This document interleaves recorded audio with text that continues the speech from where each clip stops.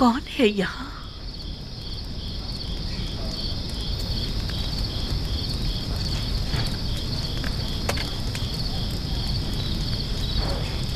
मैंने पूछा कौन है यहाँ?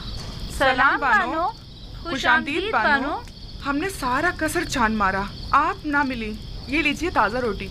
हम जानते थे कि अभी आप आती ही होंगी और यकीनन शदीद भूख लगी होगी, लिहाजा आपके लिए ताज़ा रोटी पकाई है। बड़ी बातें बनाना आ गई हैं।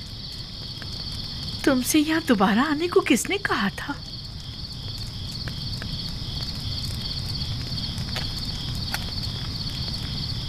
आइए बानो, आइए यहाँ आराम से बैठ जाइए। पहले गरम गरम रोटी खा लें।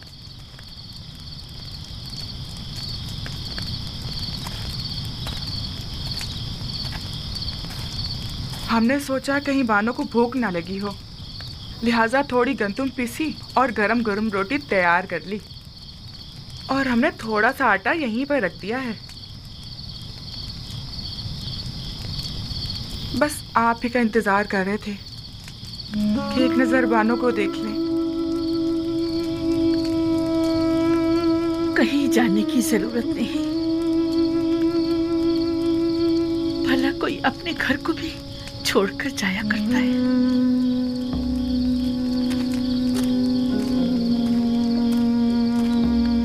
हमारा तो कोई ठिकाना नहीं जहाँ जाएं बानो। बचपन से अब तक किसी कस्र में जिंदगी गुजारी है, अब कहाँ जाएं? और फिर हमें यहाँ की आदत जो पड़ गई है और बानो से उनसे अलग हो गई है। इरादा तो कहीं और का था, लेकिन कहाँ नहीं मालूम। फिर अचानक गैर इरादी तौर पर खुद को कसर के दरवाजे पर पाया। मुझे भी तुम्हारी जरूरत है। अगर चाहो तो रुक सकती हो। मेरा भी तुम्हारे सिवा कौन है?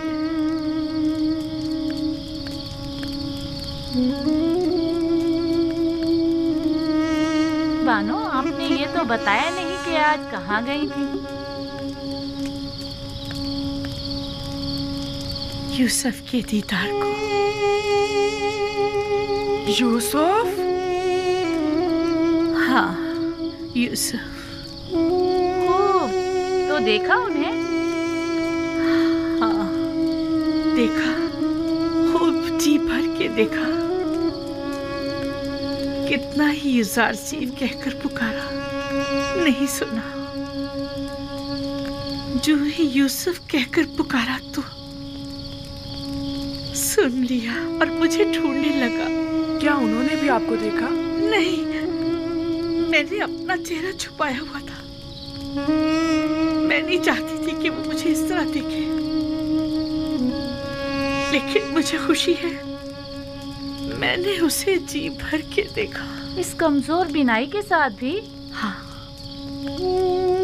इसीलिए तो बहुत खुश हूँ कि मुकम्मल बीनाई ज़ाइल होने से पहले यूसुफ को करीब से देख लिया। बड़ा ही बारूब और दबदबे वाला लग रहा था। सब उसके दीदार से खुश थे। 54? कभी तो मुझे उन लोगों से जलन सी होने लगती कि मेरे सिवा दूसरे क्यों मोहब्बत कर रहे हैं। फिर कभी ये देखकर खुशी भी होती, खुशी होती है कि मेरी तरह मेरे उस महबूब को सभी इंतहाई वालेहाना अंदाज में चाहते हैं।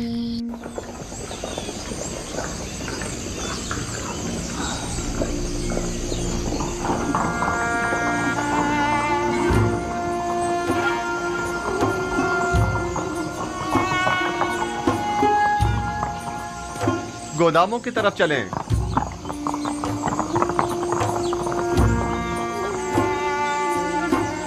खुदावंद जुज़ार सीफ को सलामत रखे। ये तो आपकी जहानत है। अगर गंदुम खुशो समेत जखीरा ना की होती तो अब तक हमारे माल मवेशी सब खत्म हो चुके होते। ये सब तो खुदावंद यकता की लुत्फ़ व इनायात हैं। अलबत्ता खुशों समेत जखीरा साजी के दूसरे भी कई समरात हैं जो आप अनकरीब जान जाएंगे।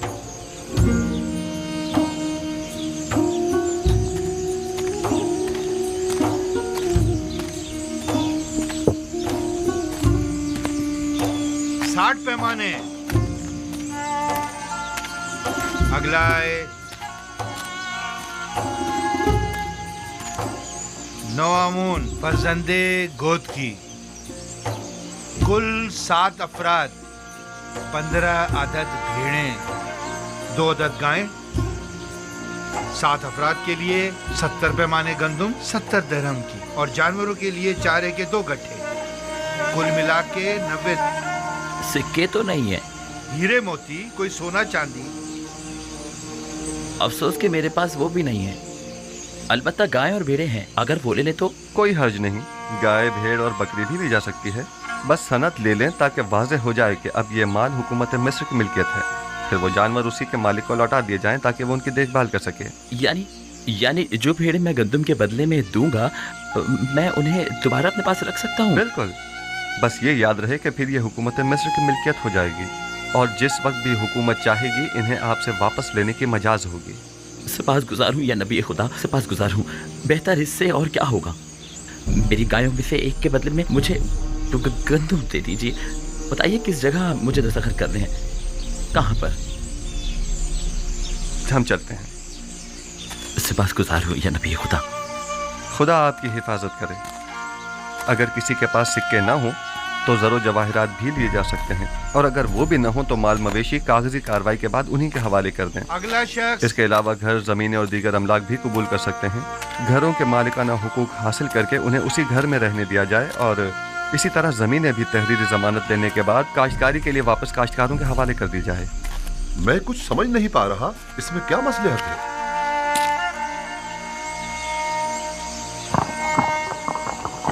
मेरा मकसद सिर्फ क़याम अदल है, बाद में आप जान जाएंगे। चलें, हरकत करें।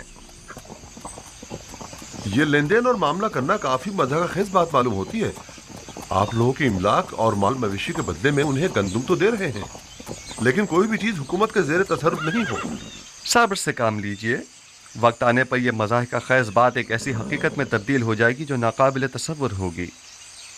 बस इतना जान लें कि मिस्र को तहबाला करना होगा, ताकि वो जो हाकिम हैं महकूम हो जाएं, और वो जो अभी दूसरों के दस्ते नगर हैं खुद कफील हो जाएं। तो क्या ऐसा मुमकिन है? अगर खुदा चाहे तो हाँ।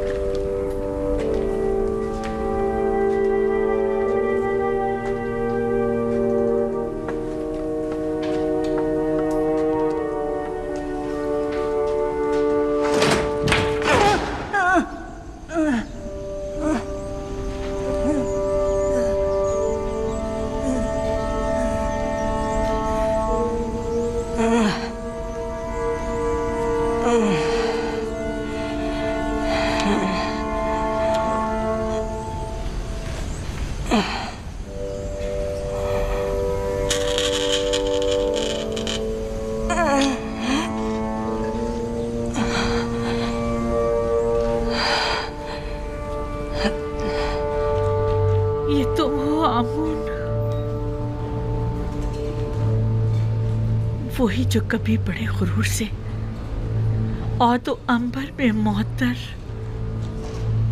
मेरे कमरे के कोने में बने माबद में खड़े रहते थे और चाहते थे कि मेरे गुनाह के गवाह बनो। मैंने मारे शर्म के तुम्हारे चेहरे को ढांप दिया था। क्या हुआ? ठोकरों में क्यों पड़े हो? जानती हूँ अरसा हुआ कि मैं तुमसे गाफिल हो गई हूँ। देख रहे हो बीमार और नातवा हूँ और अपने उमूर के लिए आजिज़ और दरमांदा हो चुकी हूँ।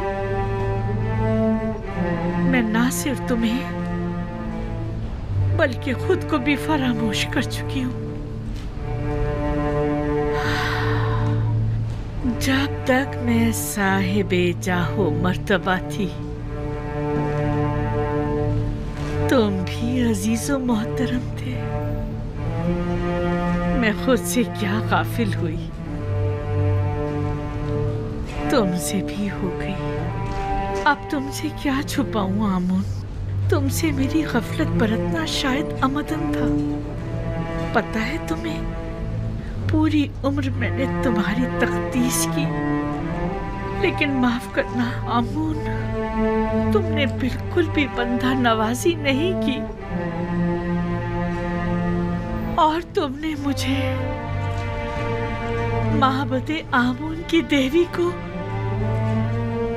हमेशा नजरअंदाज किया। मुझे तुम्हारी मौजूदगी में गुनाह करते शर्म आई, लेकिन तुमने मुझे लोगों के सामने शर्मसार होते देखा, लेकिन तुमने कुछ ना किया। खैर, तुम आमून हो, आमून, मिस्रियों के खुदाए अजीम आमून।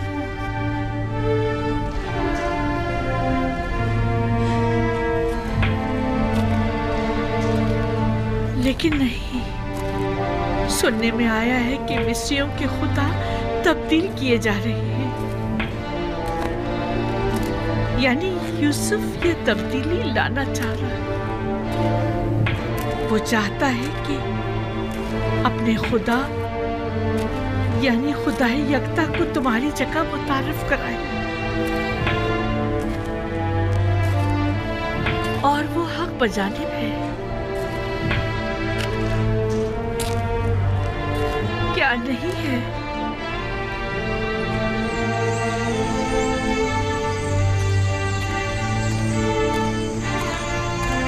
आमून, देखा तुमने, यूसुफ एक गुलाम से ज्यादा कुछ न था,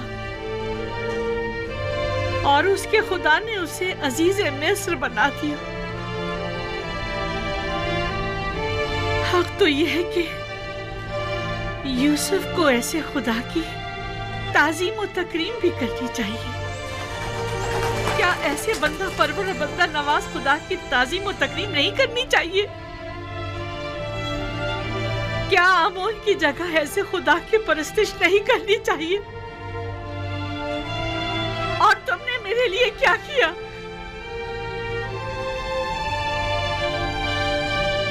कम से कम बंदा नवाजी ही सीख लो यूसुफ के खुदा से।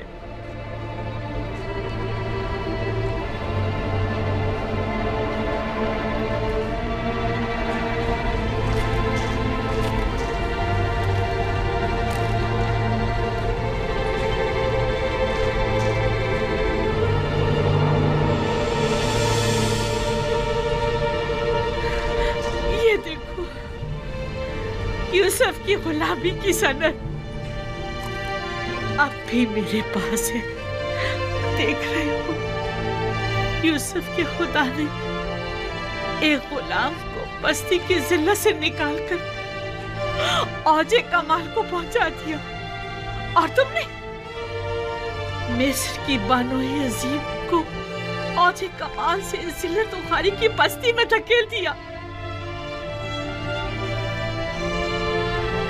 यूसुफ के खुदा की लानत और दीगर तमाम खुदाओं की लानत हो कि तुम जैसे कमजोर और नातवा खुदा पर, कि जिसने मुझे इस जिल्लत की बस्ती में धकेल दिया।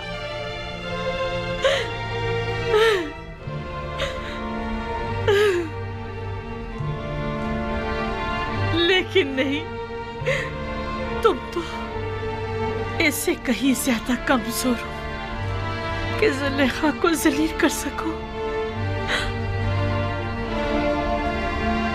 मेरे ख्याल में मेरी ये जिल्लत भी यूसुफ के खुदावंद के इरादे से है।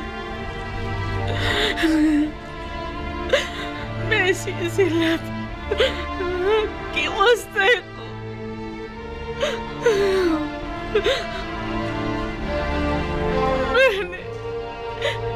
मैंने यूसुफ और उसके खुदा के साथ बहुत बुरा किया है। खुशा नसीब युजार सीफ के कि वो इतनी खूबियों वाला खुदा रखता है। कौन है? क्या बात है, कोई काम था? नहीं बानो, आपके लिए खाना लाए।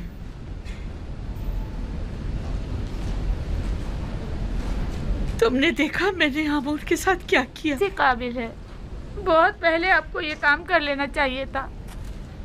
लेकिन खुदा यूसुफ का हक क्यों कर अदा होगा?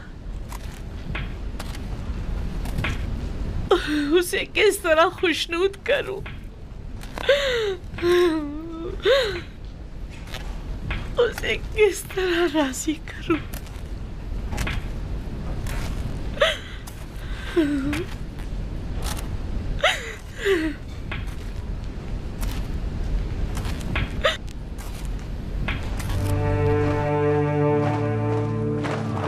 लश्कर मिस्र फरमानदे हुरम हूब की सरबराही में हामून हीथियों के साथ बरसों बरसरे पैकार रहने के बाद कामयाब व कामरान मिस्र वापस लौटता है।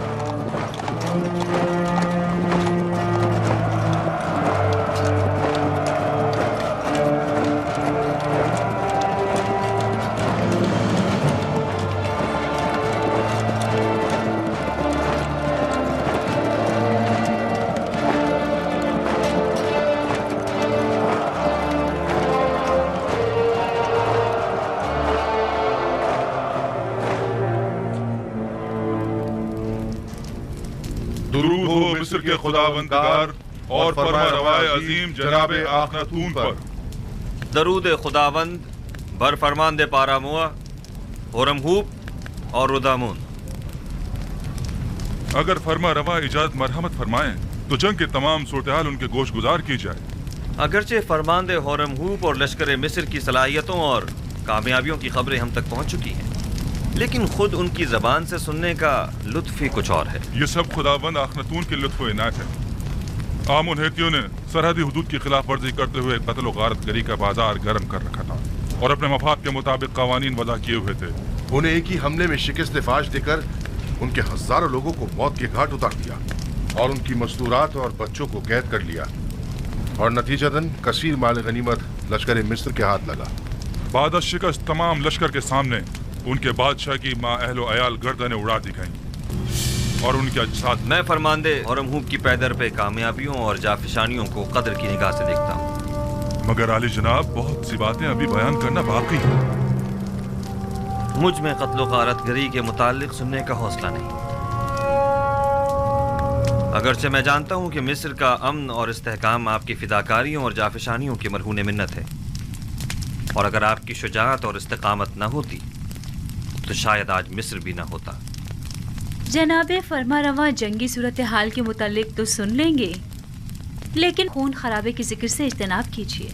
जनाब हुरमहूब, कुछ इस तरह जंगी अहवाल बयान कीजिए जो खुदावंद आखनातून को आज़ूदा न करे। बिनरूस, हमारे बहादुर और थके मांदे फौजी सरबराहान की खातिर तवाज़ो नहीं करोगे?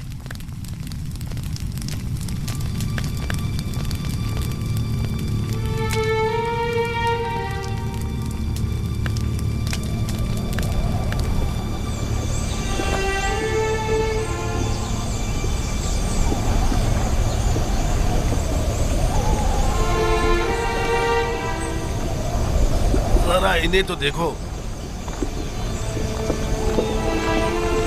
आखिर कितनी गंदुम खरीदेंगे जो इतने सारे थैले लेकर आए हैं। इनके गुब्बारे की तरह फूले हुए पेट तो देखो। इन्हें भरने के लिए तो इससे कहीं ज्यादा गंदुम दरकार होगी। ये कौन लोग हैं? ये शुमाली इलाका जहाँ से आए हैं। ये लोग गंदुम खरीदने आए हैं। यानी हमारे पास इतनी गंदुम होगी कि इन्हें भी दी जाए।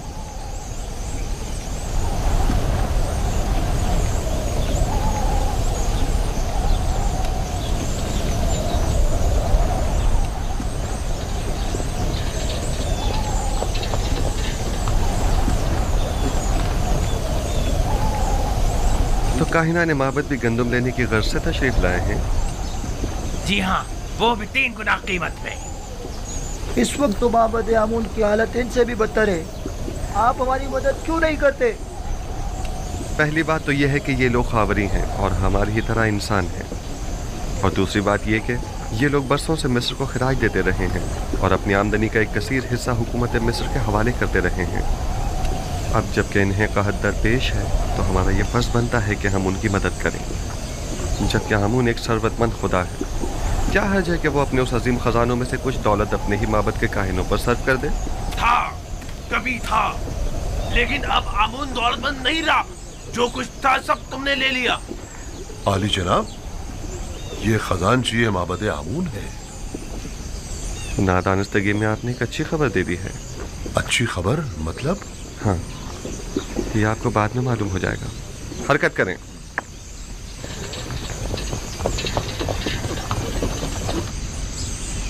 बहुत से पैगंबर दीगर पैगंबरों पर फजीलत और बरतरी रखते हैं। दादा जान, तो क्या आपसे पहले भी बहुत से पैगंबर गुजरे हैं?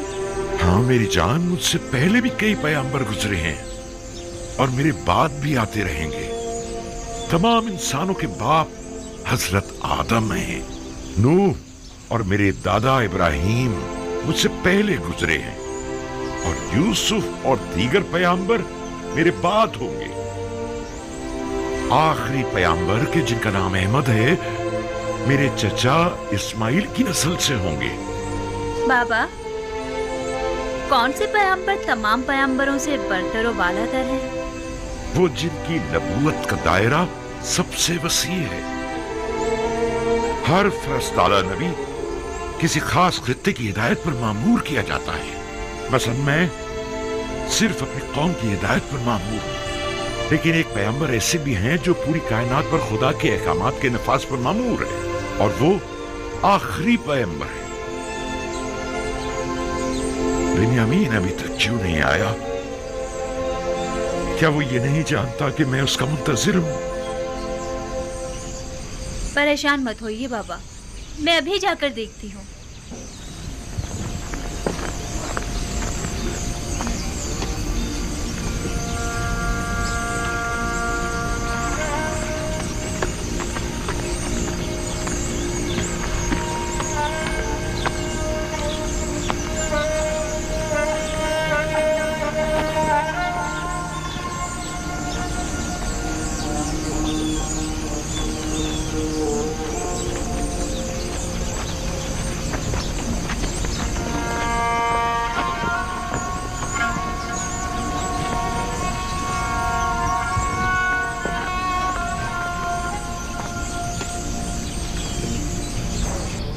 मैं जमीनों पर दखमपाशी के लिए गया हुआ था। अगरचे पैदावार नाकाफी है, लेकिन अगर ये कम मिकदार भी काश ना की गई तो हम सब भूख से मर जाएंगे।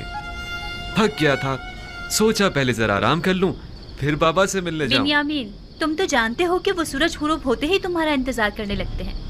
तुम्हें उन्हें यूं इंतजार नहीं करवाना चाहिए। कभी कभी कोई काम पड़ जाता है तो मैं मसरूफ हो जाता हूँ। दानिस्ता तो ऐसा नहीं करता ना। बिन्यामीन, बहाने मत बनाओ। क्या तुम नहीं जानते कि तुम्हें बाबा से मिलने जाना चाहिए था? क्यों नहीं जानता, जानता हूँ, माज़रत खा हूँ। अच्छा चलें, अब बाबा को मजीद इंतजार मत करवाएं, चलें।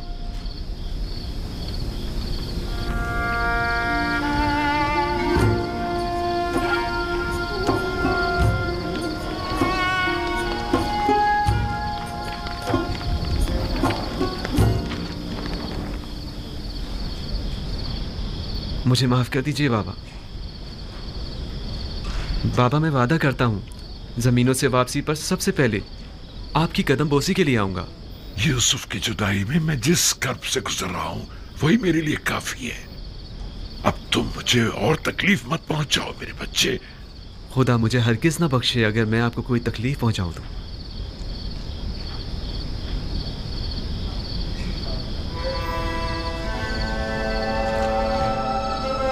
यूसुफ के बाद मेरा तुम्हारे सिवा कोई नहीं। तुम्हें देखने से मुझे तस्कीन मिलती है।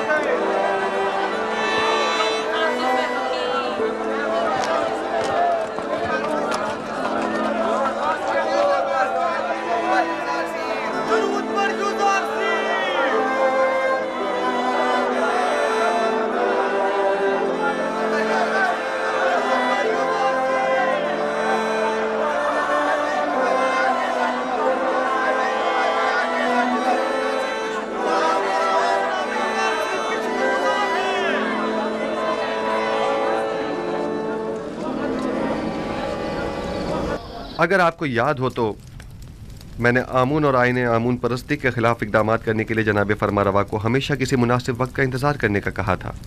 कहीं अब वो मुनासिब वक्त तो नहीं आ पहुंचा है? जी बिल्कुल। बानो नफरतीती और असनाद, हमें युजारसीफ के साथ तन्हा छोड़ दें।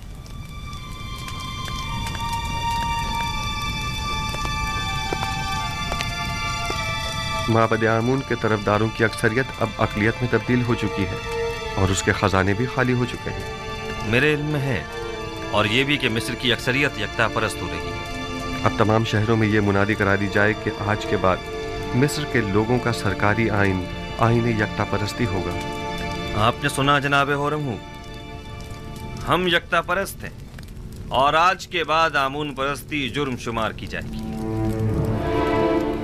इसके बावजूद कि माबद आमून मेरे लिए काबिल एहतराम है, लेकिन मैं अपने नजरियात और कायद पर अपने खुदाबंदगार के फरमान को तरजीह दूंगा। हमें आपसे इसी जवाब की तवक्को थी। जिस तरह आपने सरहदों को दुश्मनों से पाक किया है, उसी तरह शहरों को भी शिर्क व बुत परस्ती से पाक करना होगा। फरमा रवा के हुक्म का ताबे हूं, अपने फरमान को नाफिजुल अमल समझें।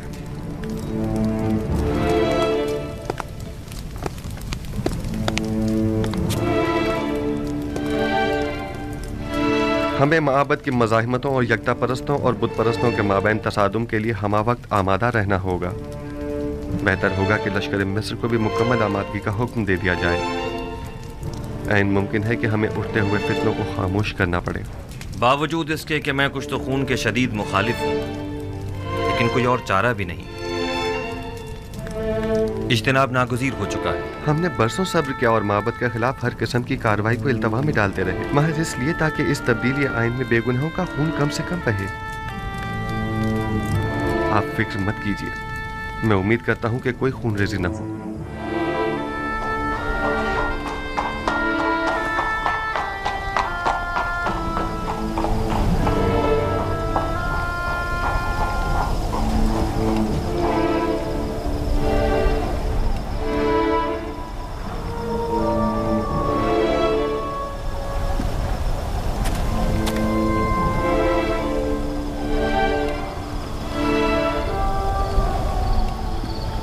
जनाब अखनातून और जनाब युजारसीफ गहरी दिली वाबस्तगी रखते हैं। फरमारवा जनाब युजारसीफ को एक रहनुमाए इलाही की नज़र से देखते हैं।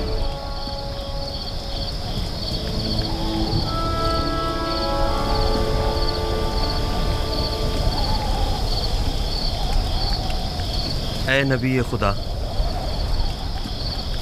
दुआ कीजिए कि इस तब्दीली आइन में किसी का खून न बहे और किसी बेगुनाह की जान ज़ाया न हो। आला आदाब के हुसूल के लिए बहुत भारी कीमत चुकानी पड़ती है। बसा औकात ईमान के पौधे की आबियारी के लिए बहुत ज़्यादा खून बहाना पड़ता है। यही खून है जो तारीक दिलों को रोशन और मुर्दा दिलों को जिंदा करता है।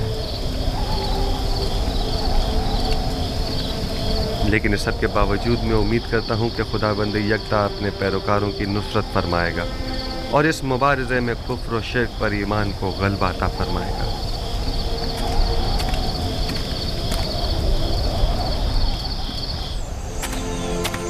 पूरे मिस्र में कासिद रवाना कर दो और हर जगह आईने यकता परस्ती के बतौर सरकारी आइन ऐलान करा दो। माबद के सरबराहों को भी खबरदार करा दिया जाए कि आज के बाद आमून परस्ती की तरवीज और तबलीग जुर्म शुमार की जाएगी, और मुनादी करने वालों को हुक्म दे दें कि शहर शहर जाकर ये खबर आम कर दी जाए। जाओ। उम्मीद करता हूं कि आमून मेरे इस अमल पर मुझे बख्श देगा, क्योंकि मैं मजबूर हूं। मैं जिस तरह आमून को मिस्र का अजीम खुदा समझता हूं, उसी तरह अखनातून को भी मिस्र का अजीम फरमारवा और खुदाओं का बेटा गिरदानता हूं। अगरचे अखनातून आमून का एक नाखलफ बेटा है कि जिसने अपने बाप आमून के साथ खयानत की है और उसके आइन को बदलने का हुक्म दिया है।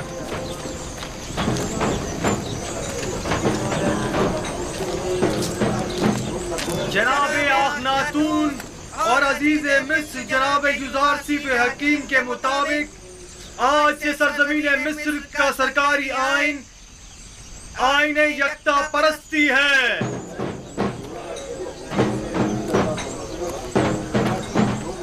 लिहाजा आज से परस्तिश आमून और दीगर खुदाओं की परस्तिश करना गुनाह और जुर्म शुमार किया जाएगा।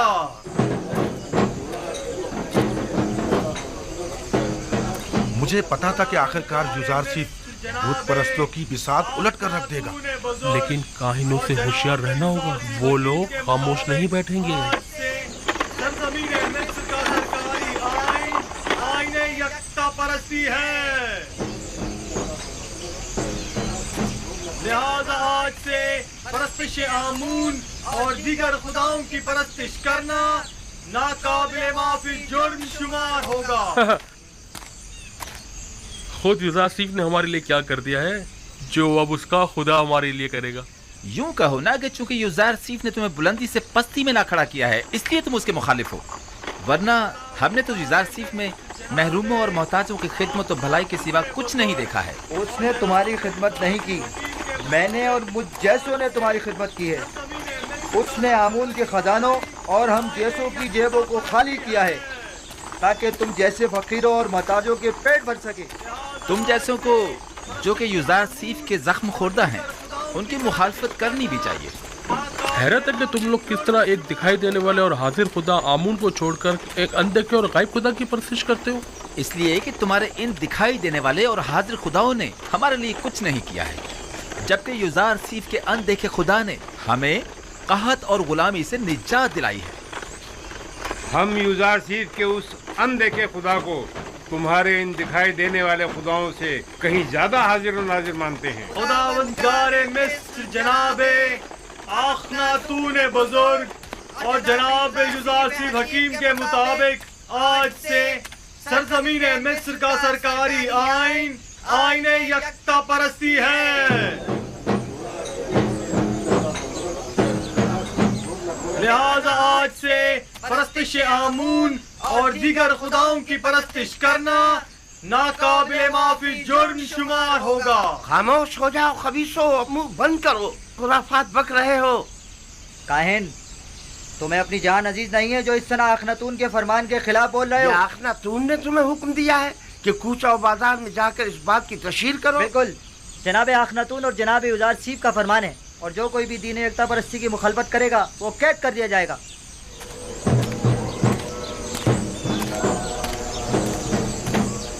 मैं जानता था कि युजारसीफ के इन तमाम इक़दामात के यही नताइज होंगे। अभी भी अक्सरियत आमून की पैरोकार है। बहुत से लोगों ने माबद के बाहर इज्तिमा किया हुआ है और आमून के दुश्मनों से मुबारजे के लिए आमादा हैं। हम अपनी बका की खातिर दिफा करने पर मजबूर हैं, लिहाजा हम युजारसीफ से मुकाबला करेंगे। आखनातून को अभी काहिनाने माबद की ताकत का अंदाजा नहीं है। किस ताकत की बात कर रहे हो? हमारे पास अब तो लश्कर तक तो है नहीं। इसी आवाम के जरिए अगर हम उन्हें ही आमादा और मुसल्ला कर दें तो आप देखेंगे कि वो किस तरह मुकाबला करते हैं।